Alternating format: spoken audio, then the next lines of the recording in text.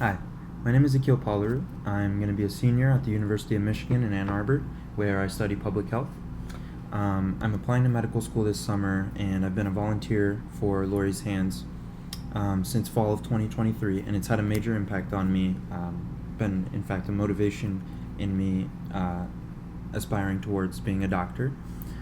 I was also fortunate to win the Edward Richards Memorial Essay Contest, which is sponsored by Grolk, so I'd like to take a moment to thank them for sponsoring that scholarship. It's going to mean a lot to me as I look forward to the expenses I will inevitably face on my path to being a doctor, so thank you very much. I will now read the essay that I prepared for that contest, and it's about my experience with Lori's Hands and how much I've gotten out of it with my client Anne. So I'll start reading. On a hot day in the summer of 1969, a young girl stood by the side of the road near a dairy farm in upstate New York. That day, there were hundreds of cars, backed up, waiting to enter the farm. A massive concert was happening. The girl, whose family cabin was nearby in White Lake, weaved between the traffic, handing out water and snacks, unknowingly participating in a piece of history. That little girl, now my Lori's Hands client Anne, told my partner Amaya and me this story, omitting that this backed-up concert was nothing other than the Woodstock Music Festival. This kind of nonchalant awesomeness makes Anne who she is, a humble yet extraordinary woman. That she was a piece of this legendary event in music history is just one thread of the tapestry of her life so far.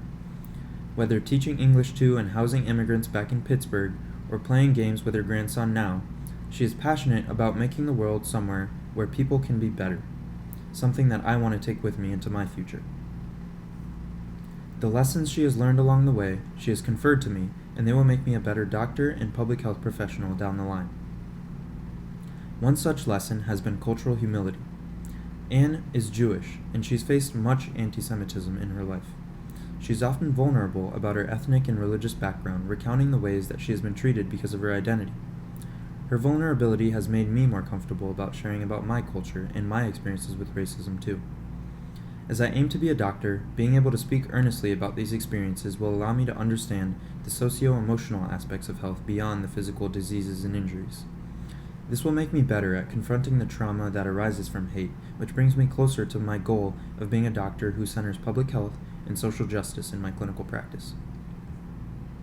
Beyond this, volunteering with Anne has provided me with insights into the daily realities of living with chronic illness.